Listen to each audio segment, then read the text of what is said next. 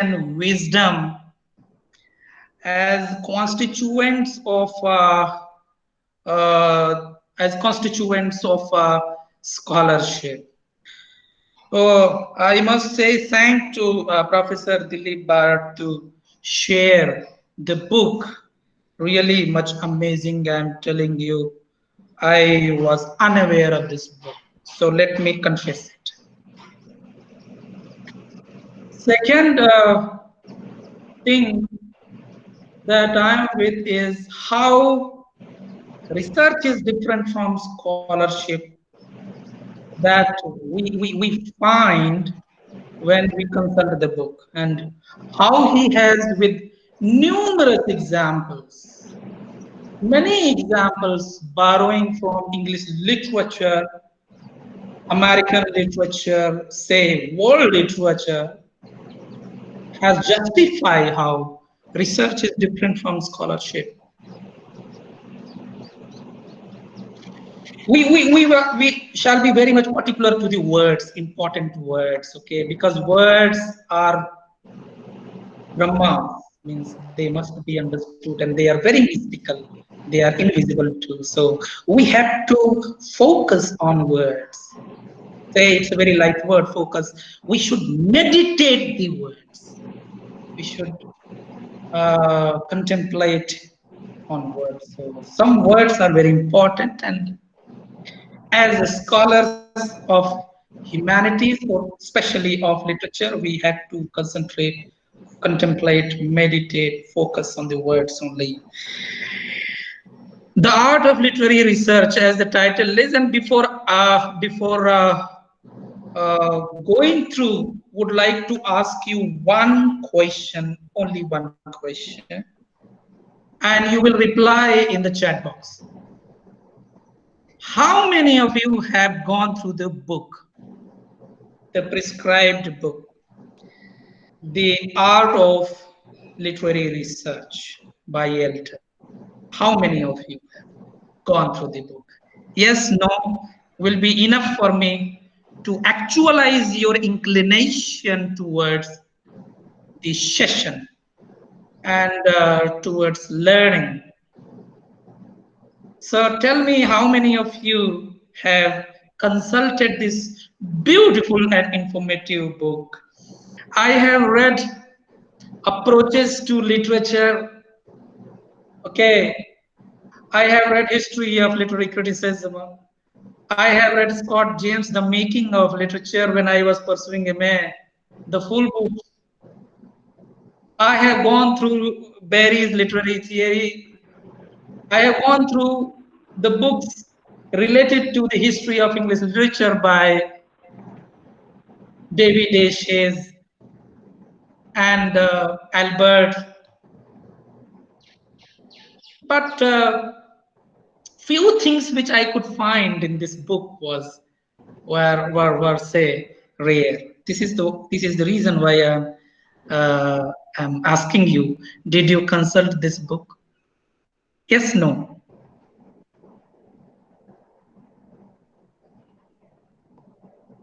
Only yes, no, please. Without wasting time, please. If not, I don't accuse you, your talent. If not, please go through this book, entire book. Go through it.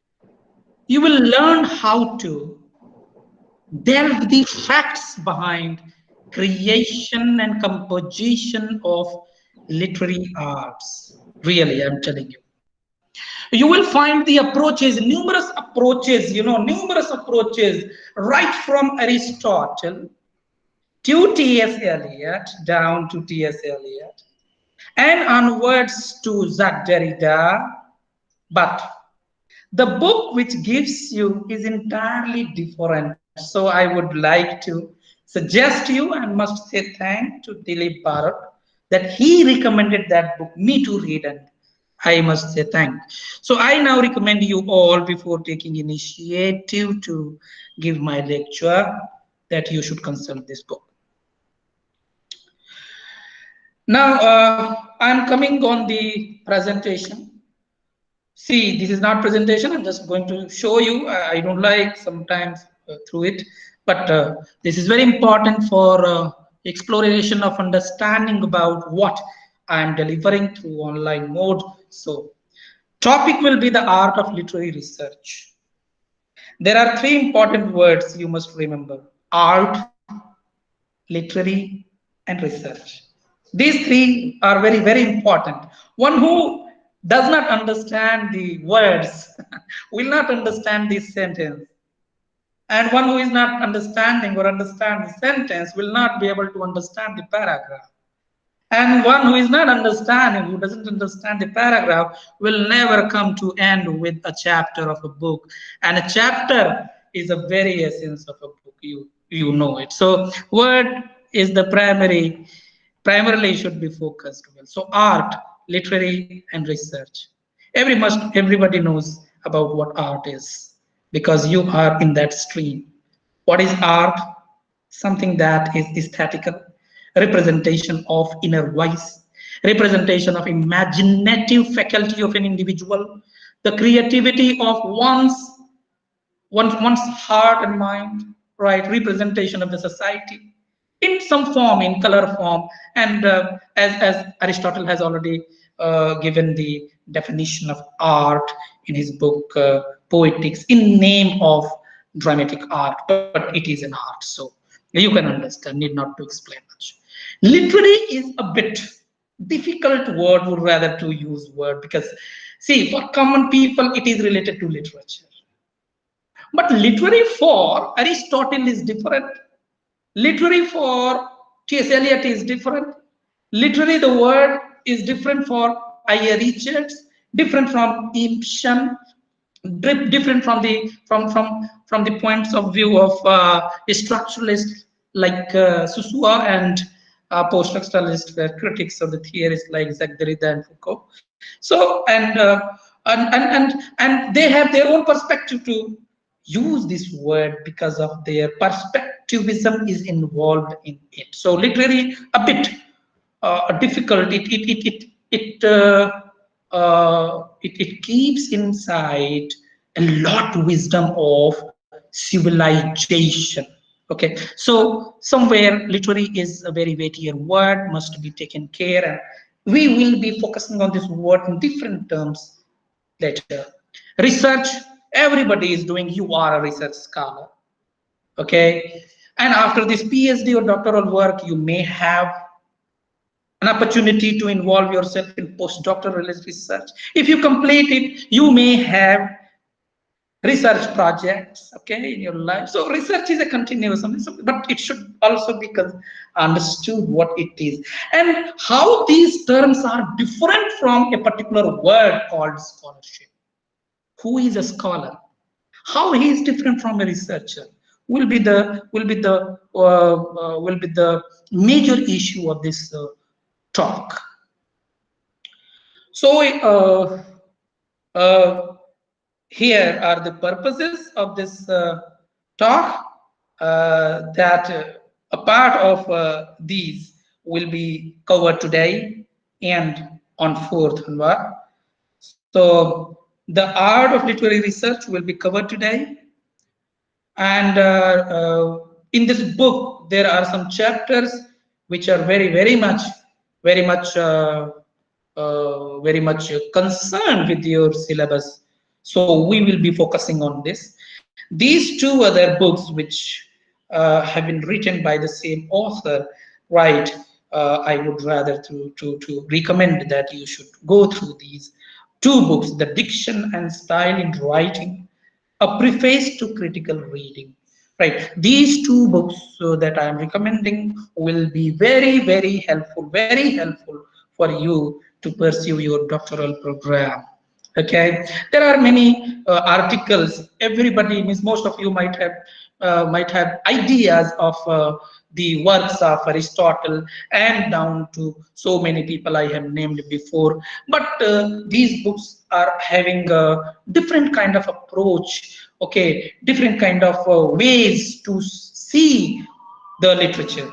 Okay, so let's go through the topics. What topics would be covered? The first topic will be and I have borrowed this, and your syllabus has also borrowed from the book called The Art of Literary Research, right? Vocation of research scholar, first topic. Second, the scholar's life. And third topic would be the spirit of scholarship. We will be covering here vocation and research scholar, the scholar's research, scholar's life.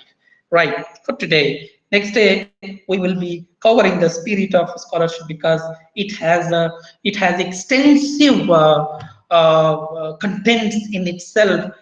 It seems that it has a very terse, may have very small portal, but it has a very say it has very a universal kind of universal kind of bag, it is, you may call that. It's a kind of universal kind of, means a kind of bag where you keep so many things, you keep so many things. So without digressing from the point of discussion, I am coming on the topic and attached to the particular book, right? So that you can have first understanding about what exactly the book is and the topics are, right? And would like to read few things because these lines are the, say, precisely representing the entire idea of Elton's related to vocations and research scholar and the scholarship priorities. Okay, I quote: "All literary students are dedicated to the same task." What is that? The discovery of the truth. Note it down. First line of the book is vocation of the chapter, first chapter, vocations. The first line is, all literary students are dedicated to the same task. What is that? The discovery of the truth. Critics business, somewhere it is related to the critics. So critics business, he says, is with literary arts itself, whereas the scholar is more concerned with facts. Very important word. Literary arts itself, within quote, you should understand this, because there are the truths. First truth is related to the literary arts. Second truth is related to the facts, genesis, history. So truths are there. I would not rather use the particular truth. There are many truths. There is no truth at all. If there is truth, if you define truth, you have to define truth in many perspectives. The truth for me is different. The truth for others are different. God exists, some people believe. God doesn't exist, some people deny and says that no, God doesn't exist. So many people are there, and truths are entirely subjective concept. Okay, so very important, and I am very much conscious of using these words, and I would like to let you know the importance of these two words. The entire session will be meditating on these two words in different forms and with different perspectives and examples. All literary students are dedicated to the same task, the discovery of the truth. Critics' business is with literary arts itself. The scholar is more concerned with facts, genesis, and its history. Now, you should understand what is your pursuit, what you want to do with the PhD. What do you want to do with the PhD? Because you are doing pre-PhD, right? So you have ample time to decide where you have to go. What kind of truth is going to be discovered by you? Has that truth been discovered by someone else? If someone else has discovered that particular truth, in what way he has discovered, and the way you will be reaching that truth, what will be that, and how do you differentiate these two truths? So very important at this particular point, when you are registered with pre-PhD, as pre-PhD students must know, the discovery of the truth is the entire issue of a researcher. And what kind of truth? Truth is related to the, if you are studying literature, then entire understanding of a literary arts, and where the understanding lies in. Can anyone say in chat box. I can see what that literary art includes. What is the literary art, and how do you define? How do you say that this is a music? This is not a literary piece. How do you say that a film? I'm not going to watch a film. I'm going to read a film, right? And I'm not going to read a book. I'm going to watch a book. Right. So, do you know, means the moment when you change the word, okay, replacing the conventional words used by people and being practiced in by large people or the population in the society throughout, right? And you are saying, suppose that you are going to read a film and I'm going to watch a literary art. What does it mean? What does it mean? You have to stop and think about it. What does it mean? So the moment when you understand the difference between watching a film and reading a film, and reading something that should be watched, and watching something that should be read, right? If you understand the difference between these two, really, what does mean watch? What is the meaning of watching? What is the meaning of reading? How reading is different from watching? What is the watch? Do you understand? So you have to ponder discovery of truth. It's all the way to discovery of truth. The way you try to find truth of the created text. The way you try to find the major reasons of the creation of the text. The way you try to find how and what are the environments, what are the social and financial and psychological understanding or the forces behind the creation of the word, behind the creation of the words, and behind the creation of the entire art. If you try to find out, then you are really on the path of the discovery of the truth. Right. So discovery of the truth means if in a line you try to define what research is, it's a different discovery of the truth. And but the truth should be defined. Truth for kids is different. Truth for Lacan is different. Right. Remember, truth for Kafka is different. Right. So you have to understand what kind of truth you are going to discover and how your discovery is different from others. So I'm explaining only these two words because very, very important. You should understand why you and where you and how you are going to pursue your PhD, and then you come on. You stop yourself to decide what topics should be taken.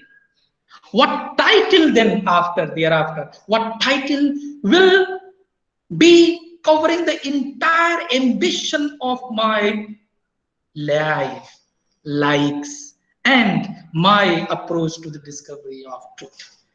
So you are free to find, you are free to discuss why do you want to discover the truth. PhD goes on in this country, I'm telling you. It's still that. Jane Austen as a novelist.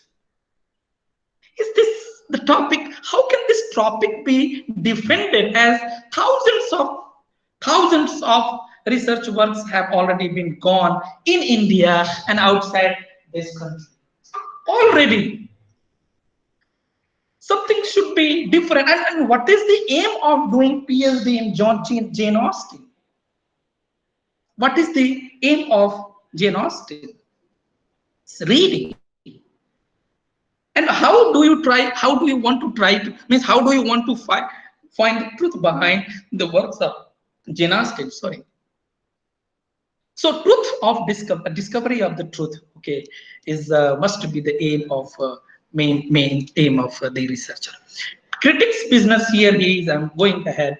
Critics' business is with literary arts. Literary arts means what is the diction, what is the style, where are the figurative languages, what are the syntax, what kind of sentences, what kind of paragraphs, abruptness is there. For example, if you are trying to understand Bacon's essay and you are going to work with Bacon's Bacon's literature, okay, but somewhere you have to find that the styles he adopted for for representation of his ideas and the way he adopted and why he adopted that. Somewhere you will come to know to the truth that he was very much ashamed of writing in English. Why he was ashamed of writing in English? Yet he wrote a few articles in English. Why did he write? Then by finding the truth, means by finding by going through this kind of query or these kinds of questions. Okay, fine. Then you pave your path of doing PhD, and then you consult the history. What was the condition of the history of what was the condition of English in the history of language that time? What kind of civilization was being developed at that time, right? Then all these things come together to reply you why Bacon was afraid of writing in English, right? So the task of critic is to find literary arts itself, whereas now I'm coming on next point, the scholar. Very important word again. Whereas the scholar is more concerned with facts, genesis, and its history. I'm not saying that Elton is right here. And at this stage, I'm not going to make you critical. Right. This is something else can be added. I will discuss later. Right. Tomorrow. Okay, fine. But at least here at this time, we have to understand what facts are there with the articles we are touching. Okay, we are reading. Right. So let's be very much concrete in understanding. Critics' business is with literary arts itself, whereas the scholar is more concerned with facts, Genesis, its history. These are the important words which had been explained by Elton throughout his books, and I'm not telling you only about the books, but all these three books, all the books which I have recommended. Right. So what are they? Facts, Genesis, and history. These three are very, very much important for a scholar. By facts, what does one do? By Genesis, what does one do? By history, what does one do? You have to understand this. Facts are the evidences, right? If I ask you why Milton composed Paradise Lost,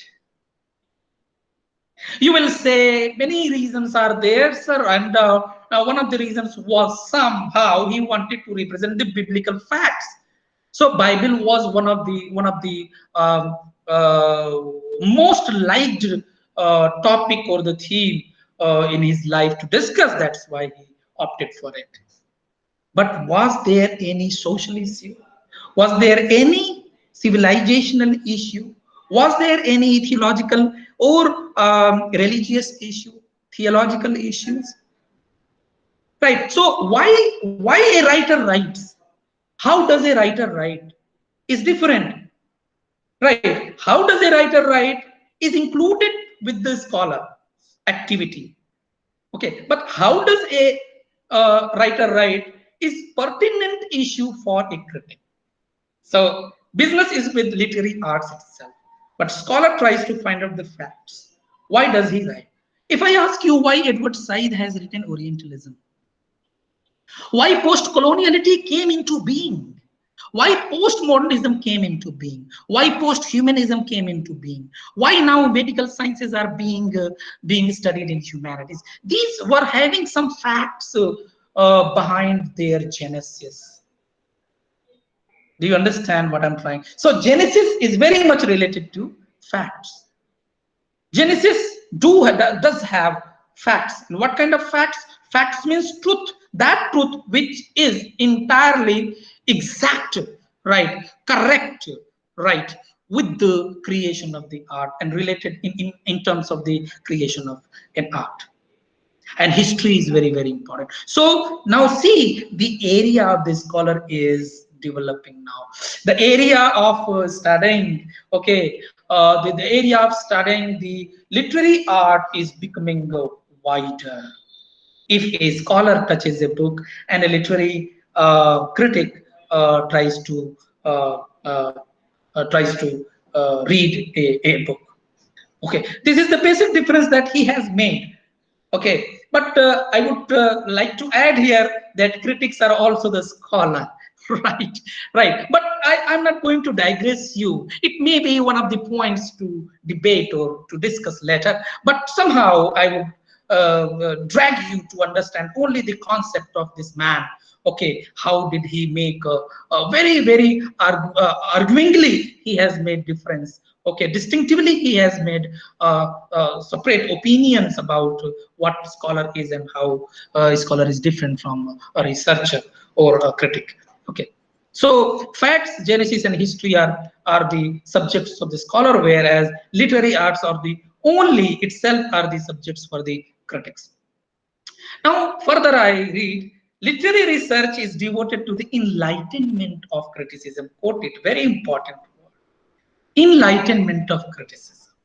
If you mix the talent of a critic, as he has defined, and as I have read through his work, he's saying it. Okay, if you mix these two, the talent of a critic and a talent of a scholar, that a critic is trying to find out the reasons of literary arts, a scholar is trying to find out the reasons of literary arts, critics is trying to find out what art itself is, what kind of language is used, what kind of diction is used, what kind of style is used, what is the theme, what is the central idea, how it has been developed, what is the impact, where is the aesthetic values, what are the social values, how that work has been projecting itself towards meaning of life finally. And the scholars talent is to find out the facts, genesis, and history. So if you mix these two talents, then you will bring enlightenment of criticism, and that is literary research. Literary research, according to Alton, is devoted to the enlightenment of criticism. Enlightenment of criticism. What is this? What is enlightenment of criticism? What is enlightenment of criticism? Let's understand these two words. What is criticism and what is enlightenment? Lightening something? In what way the enlightenment is possible? The enlightenment is possible only when you understand exactly what art is separately, and what are the facts behind it, what is its genesis, and how the history has influenced the literary art. Right? These are the activities that you go with. Now, further, what do you do? Literary history constitutes one of the strands of which the history of civilization itself is woven. Here you have to understand. So enlightenment of criticism is much concerned about literary arts, the reasons, the facts, the genesis of literary arts, the history of literary arts, how it is connected, how it is influenced by history, and its genesis itself. But one more thing is there, how it will help in future research, how it will help to the people of coming generation is one point. That is, and there you are trying to enlighten the path to the future criticism, future theory, right? For example, would like to give you one example. In traditional approaches of literary understanding, teachers of literature usually give such kind of questions in the examination, like T.S. Eliot says that Hamlet is an artistic failure, or Shakespeare's attempt is an artistic failure in terms of Hamlet. Justify. Simple. Now, if the question comes like this, justify Shakespeare art is not artistic failure, what will happen? Which question, which mode of questioning is, which type of question takes your energy more, takes your life of understanding about a text away from the established life of meaning, means of a particular text. So you will say, no, sir, next one is really a little bit different, and it takes a lot of energy. It demands a kind of critical mind to establish, to deny the T.S. Eliot's focus. Right? T.S. Eliot criticized Milton. Okay? And he wrote two essays, Milton 1, Milton 2. Milton 1, he wrote 10 years or a few years back, and later in his life, he wrote Milton 2. Whatever before he said about Milton and his blindness and the relationship of his blindness to his text was entirely turned in the form of Milton 2. And you know, he justified Milton as the most richest person in classics in terms of intellectual, in terms of imaginative faculties. So, which truth is favorable? Which truth you will go with? You will touch upon. So, what I'm here trying to say you that enlightenment of criticism is only be possible. It happens only when you question a lot, when you start finding out some facts, finding out some genesis and its history. Okay, then you come on few points which he is trying to say. Later I will come to let you know about evidence. So let me read further.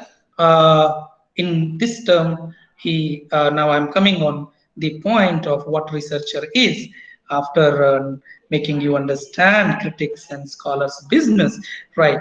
Researcher is the means, scholarship is the end. Research is an occupation, scholarship is a habit of mind. Very important word, habit of mind. Very important phrase, very important phrase. Habit of mind. Scholarship is a habit of mind. He cannot stay on a particular point of establishment. He cannot establish a particular point in terms of a particular book. Right? Once he says this, yes, and another time he denies it because of the updation of thought is there in his or her mind. Right? So researcher is the means, scholarship is the end. I do disagree. Yet I said you that I'm just exploring the facts of what is there in the text first. Let us do some argument later. Okay, so researcher is the means, scholarship is the end. Research is an occupation.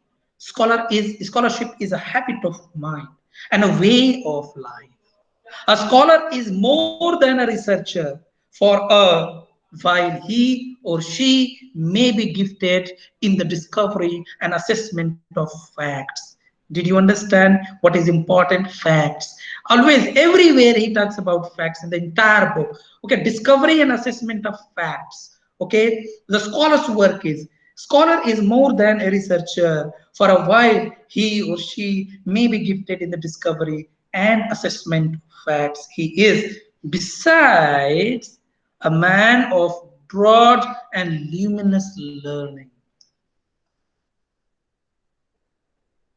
Broad and luminous learning.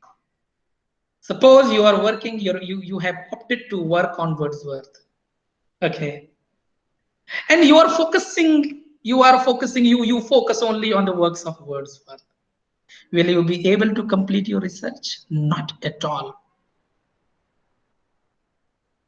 In order to understand Wordsworth, you have to understand the philosophy of naturalism. You have to understand the pantheism. You have to understand the theology related to the Christianity and the importance of nature in the Christianity. You have to understand the entire geographical locations where he used to sit and compose poems, which is not possible. You cannot visit there. How will you visit? You will visit that place through digital tools.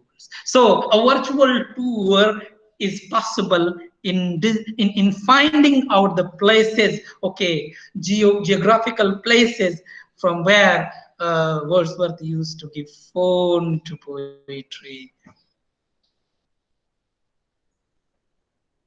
Okay, so Wordsworth is not one whom you have to concentrate only. You have to understand philosophy, you have to understand psychology. Wordsworth used to be thought as rude person, but it has not been, and this is not my point. This is Elton's point of view. Well, Wordsworth, in the third chapter, he talks about the rudeness of Wordsworth, and this was the fact somewhere. And he tries to locate that since he was rude in his personal life, he used to follow defense mechanism and create beautiful things in beautiful lines to bewitch the people. But this is a fact. This is one of the facts, and it is not taken into the consideration. So appreciation of, if you are pursuing PhD in the study of Wordsworth, okay, in the poetry of Wordsworth, then you have to take care of every aspect. Who are the detractor? Who are the appreciators? For whom, by whom he was influenced, and what kind of philosophy he followed, with whom he was influenced. All these are the facts, and these facts, findings will not let you only on Wordsworth, will disseminate your mindset. Then and there, remember, researcher turns into a scholar.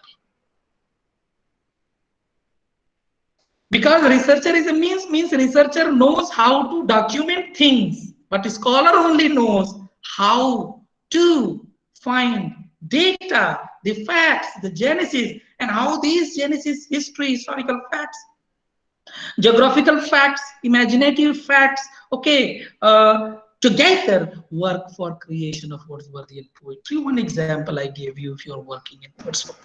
So a scholar is more than a researcher. You have to mix these two talents. Again, I would like to suggest you.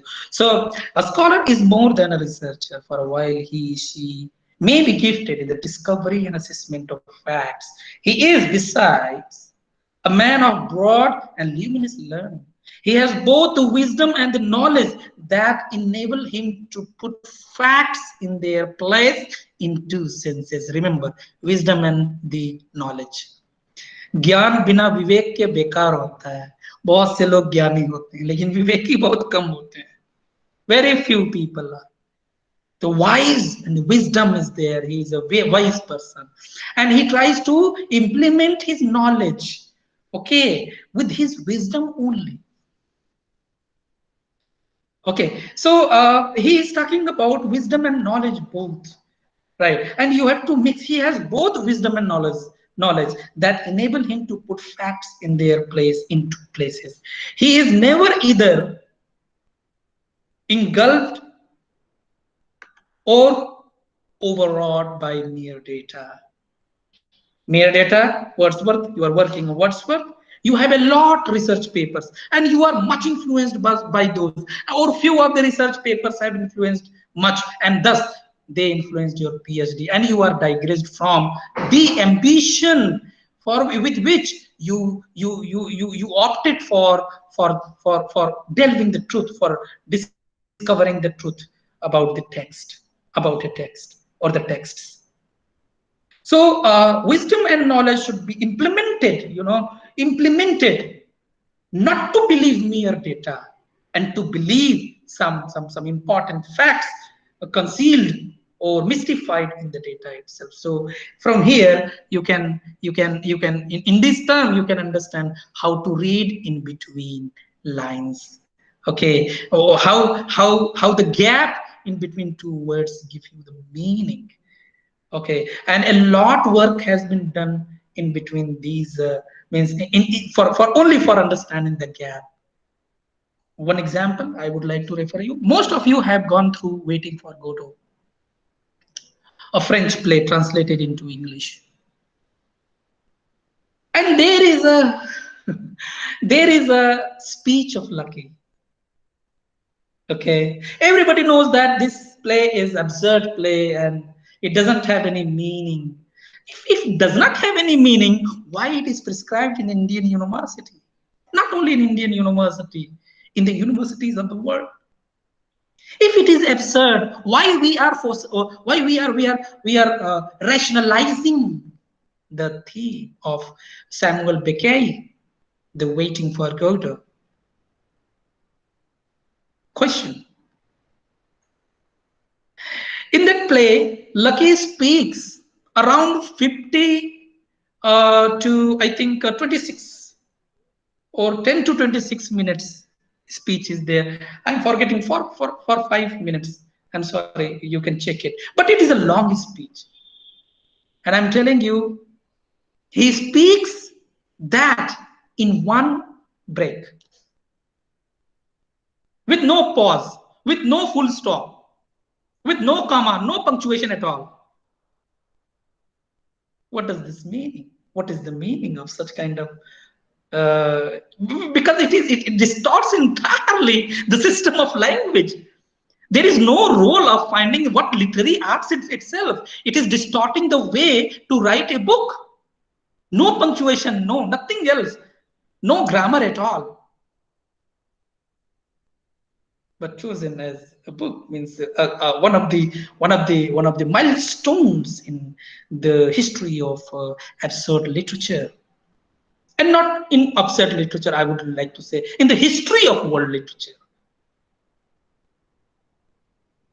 So, what I'm trying to say here with this example, that mere data, okay, mere punctuation, okay, in between lines, understanding the meaning is trying to find out the meaning in between the lines. No punctuation, no, not at all, no grammar at all, no syntax at all. Syntax itself is the meaning there in such kind of syntax itself demoralize itself to reflect the deep meaning of human sensibility that is called the sensibility of absurd life.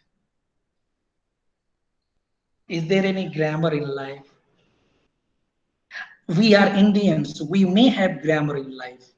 Grammar in life means discipline, understanding the truth and beauty, system in life. Okay, grammar in life means that. But do French people really have grammar of life? 1, 2, 3, 4. They are beyond it. Therefore, Lacan has written extensively on the unconscious.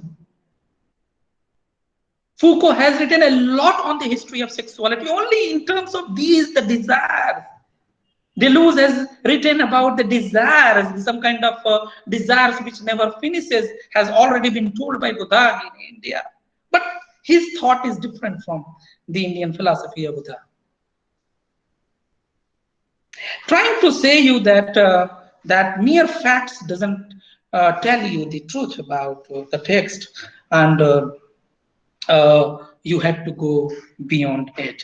So out of these explanation, I explained what vocation is. Vocation means ability to serve yourself, to serve your position. So how, if you are a research scholar, okay, you are also a researcher and you are also a scholar. Okay, you have to understand, but you are both. You are a researcher and you are a scholar. You are a research scholar, a doctoral student. So do you really fulfill the vocation, ability to have and carry that position? That is what all about. What he is trying to say, Alton, is in the chapter Vocation with these words. Research, I explained the difference between scholar and critic. I explained curiosity in different terms, critical mindset, Enlightenment of Criticism, literary history is history of civilization. I spoke about literature, which is eloquent artistic document of mankind journey. These are not my words, okay? All these words are the words of Alton that he has used in the first chapter, Vocations. So let's go on the next chapter, the spirit of scholarship. very important. What is the spirit of scholarship? How can you say that you are a scholar? How can you say that you are a really a doctoral student? You are a person of with some kind of meaning. You have opted not under the pressure. You have opted a topic not under the pressure. If I worked on Jacques Derrida, I worked because I started realizing that his text was more challenging for me than I had touched in my post-graduation when I was pursuing postgraduate. There was a chapter, there was an essay, structure, sign, and play. It was very complex. The article was demanding vast knowledge to understand what text was there. Around 80 books can be finished to understand only that particular text. One can do PhD on that paper. Because the text is having, the text is having amoebic, I would like to say, amoebic movements towards different directions. Okay, and towards the direction which have been directed by the text writer, okay, must be caught. Unless you understand Levi-Strauss, you will not be able to understand. Unless you understand Rousseau, you will not be able to understand that text. Unless you understand Saussure's idea of linguistics, you will not be able to understand. Unless you understand Hume's philosophy, you will not be able to understand that text. What I'm trying to, there are so many authors in that text only. And for understanding that text, you have to know about those authors whom he has reviewed therein and added as supplementary knowledge. He added something new in his essay. Here I will pause and I will ask you, why all systems of meaning and interpretation comes from the West? Why do we follow the Western approach only? Why we are not having Lacan? Why do we not have here Foucault? Why we are lacking the intelligentsia, a galaxia of intellectual? Why we are only follow them? Why they are not going to follow the current scenario, okay, created, or current environment, okay, much passionate current environment created by these scholars in India? You have to respond, or you have to be responsible to such kind of questions. So further, would like to connect yourself with the spirit of scholarship, because I spoke this for extra you to understand, for extra knowledge, you to understand what really the spirit of scholarship. Whatever is established is not going to be repeated, should not be repeated at all. If it is repeated, if that established norm of thinking, if established norm of thought is being established thoughts is being reiterated, okay, repeated somewhere, lacunae is there. And if you want to erase that lacunae in research and supplementation could not be happen, you have to do something with that text. You should have to give some kind of new idea, new term to the established system where you are working. This is the spirit. In nutshell, I would like to say you that this is the spirit of scholarship, that you try to give a turn. The major aim of criticism and theory is to give a turn, that something is there and everybody knows about it, and unexpectedly you try to turn the entire concept towards somewhere else, and that direction and the place where that turn rests gives another foundation of knowledge. So this is one of the aims of the scholarship. And coming back to the original idea of Elton, is he is much concerned when he talks about the spirit of scholarship. He is much concerned, point one, with facts. Second point, with evidence. Okay, facts without evidence, nothing. भाई हमने जाना ही नहीं जिस चीज को, उसके बारे में कैसे बात करेंगे? How can we speak about something we don't know? Daffodils we have gone through, but we don't know what daffodil is. How will you visualize the truth behind that? So you start understanding it by visiting the library, by visiting the books, the dictionary, consulting the dictionary, etc. And you come to the point, yes, daffodils means that and that and that and that. And it was the place like this and this and this and this. Do you think that here your research stops? It's all, he says, nothing but distortion of meanings. Without facts and evidence about that fact, you cannot continue your spirit of scholarship. So very important, he talks about to stop distortions of meanings through misreading caused by framing understanding without evidence. Nobody has gone through Manusmriti, I am telling you. Those who are criticizing Manusmriti, the Indian system, okay, the first law of Manu, right? The one who has not gone through Manusmriti, he speaks about Manusmriti. That is the fault. One who has not gone through a single text of Zagdarida, of Lacan, he speaks about the Lacan, about Zagdarida. That is the problem.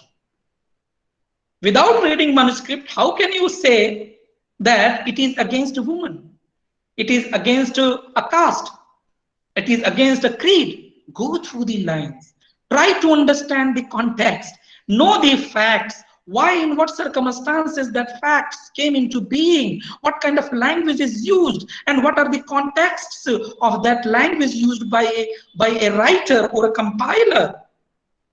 Then you can avoid distortions. And this is the prime responsibility of a researcher, to stop distortions. To stop distortion at all. So to stop distortions of meanings through, because why? I'm telling you. This is the reason why I emphasize on developing digital humanities. This is the reason. Why? Because when you compute something, okay, machine can only tell lie when you give a wrong input or wrong data. Otherwise not. So if you want to understand Manusmriti, you try to computerize the entire text through with the help of the codings, and you try to find out the entire meaning out of that, or semantic explanation can be possible, and visualization of that semantic explanation can be possible. The thousands of people will be seeing which word was used in what context. So distortion should be stopped through your quotations. You don't know and you quote. What is quotation? Why do you use quotation? Gandhi ji ने ये कहा है, एक line आपने लिख करके curfew लगा दिया कहीं, राइट? या कुछ और कर दिया, कुछ और उससे पैदा हो गया.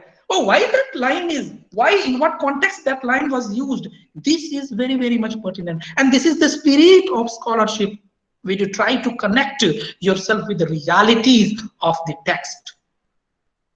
Second, examining evidence. I told you that facts, evidence, and you have to find out the evidence. You have to go to back source. You have to go back to the source. You have to go back to the collateral evidence, and collecting authenticity in terms of Boswell used for Dr. Johnson used. You know, he was the first person to develop English dictionary. Boswell, here typographical error is B is capital. Boswell appreciated Johnson for what? You know, for the facts and evidence he gives. He doesn't only give facts, he also assists that fact with the evidence. By criticism is known as judgmental idea, right? You try to judge a literary art. On what basis? On the basis of contents, on the basis of style it has been given. It has been means the content is explained through this style or figurative languages the writer has used, etc.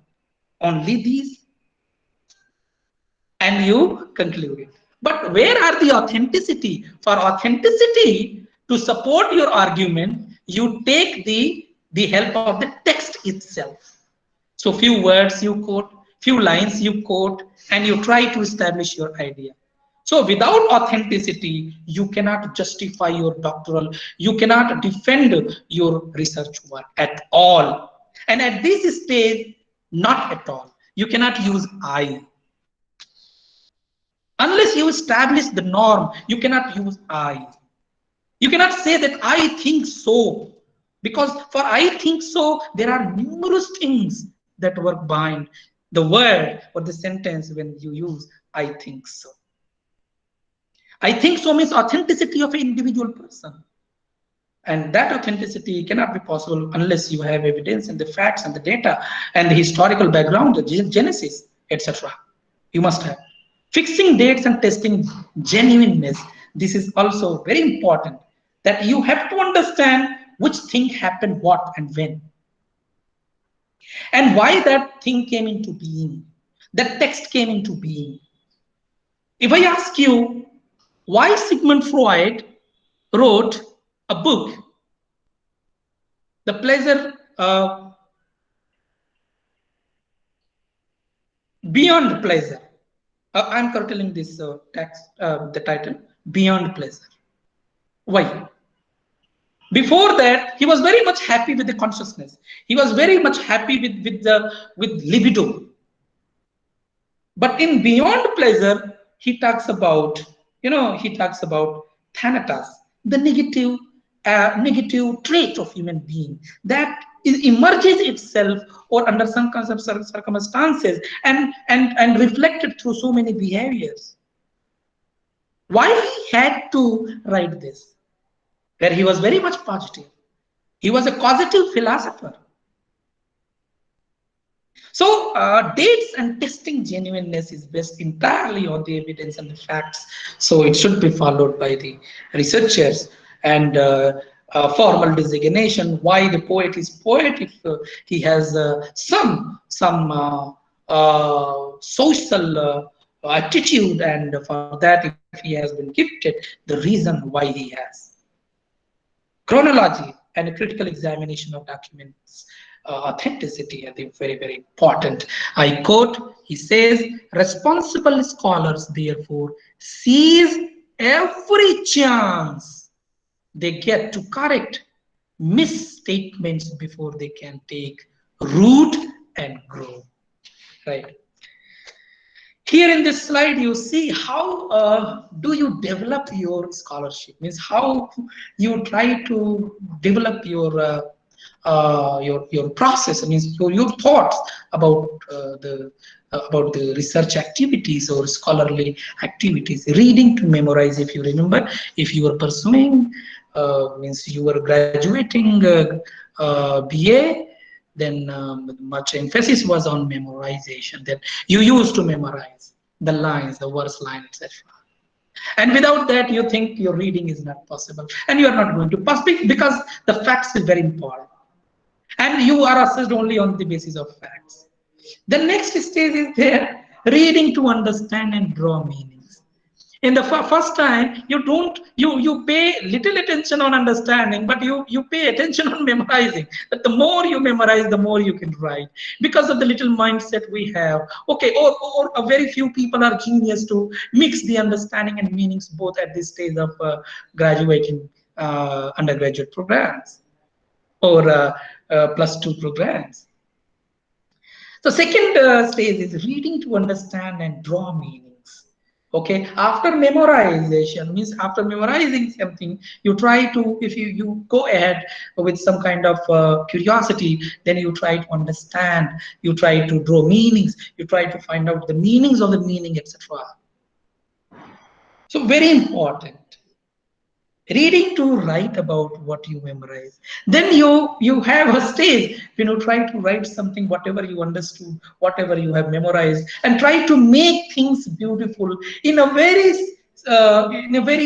systematic manner. You want to present or represent that idea, whatever you have in your mind. Right? Think about the differences of these stages. Okay, cannot possible and cannot replace these stages. Cannot be replaced by any one of them too. So, and the fourth one is reading your mind and deny what you memorize. A philosopher has said, an author can only be author when at least 10% he 10 years, for 10 years he memorizes, and thereafter he invests his 10 years to forget whatever he has memorized. You understand? So you may have calculated it, you may have justified it or judged it by seeing an assistant professor, right, or a fresher teacher who comes in the class and gives you factual information, okay, dates, time, everything, facts, complete data. But if the same text is being taught by a professor or a senior professor, then philosophy is added, critical stances are added, and you should understand this difference. Unless you understand, you will not come to know whom to contact and why to contact, and from whom what to get and what not to get. You are the first judge to understand whom to go and what to get by going there. So the last stage, I cannot say that this is the end stage, but this is somewhere a stage where you start using your mindset, reading your mind, and deny what you memorize and understood, and writing. You start writing what you think, as Elton has done with this essay. Best example would like to say means you will find very rare quotations in these books. Throughout book you will find throughout the means free from jargons, free from quotations, unnecessary quotations, somewhere where it's very very important to give the evidence. Okay, he used the quotation. You know, here at this point I would like to say you ask you one thing, and you can write in the chat box, or later I will see. Why do you consult any other book than you as a researcher? Tell me. Why do you consult any book while pursuing your PhD, any book for completing your PhD work? Why do you? For knowledge? For support what you have knowledge? Why do you consult a book? I will discuss this. Why should you consult the book? Okay, in the next meeting, I will be discussing this. Please remind me if I forget it. So, the importance of becoming a reader or a scholar or say a critic is entirely based on this particular statement, and he has also quoted many places in the books. No poet, no artist of any sort has his complete meaning alone. This is a very, very important sentence. You should make this as principle, okay, of your life. No poet, no artist of any sort has his complete meaning alone. The entire deconstruction is in this line. The entire modern criticism is in this line. The entire scholarship, objective scholarship is in this line. When you understand, it means the contextualization is very important. Facts are very important. Evidence is very important, right? When you brood over this line, this is not simply a line. You see, it is an epigrammatic way to explain so many things. I'm telling you. No poet, no artist of any sort has his complete meaning alone. No one has complete meaning in himself. What is the relevance? Investigation of facts, truth of man. In understanding this line only, I am just giving you an example how to understand, how to grow your scholarship by reading, not simply becoming a critic that this is good and this is bad. What is the work of a critic? Once he says this is good because of this and this reason, and another time he says that this is bad because of this and this reasons. This is what the judgment. But theory does not judge. Theory develops new things, okay, supplements to what has already been established in the system of knowledge. Okay, so see, the relevance is there. If you see only this line, the relevance of this line is this: investigation of facts are there, truth of men and event. Responsible scholars therefore seize every chance to get to correct misstatements before they can root and grow. I have already quoted there. If you understand this line, and thus the significance of your work, mostly remember, should be to avoid distortion. Thank you very much for this opportunity that I was provided here, and thus I take a breathe for a while. We will be meeting next time. Okay, so Now let me come in front of you and let me see what are the queries here. Dr. Saab, can I have a few minutes more or an immediate? No, no, yes, you can have a few minutes. Yeah. Okay, fine, fine. So, okay. Mm, those who are aware about this book shall reply here. Okay, fine. Okay, fine. Yes, any question? Yeah. If you anybody has any questions, you can ask. Yeah.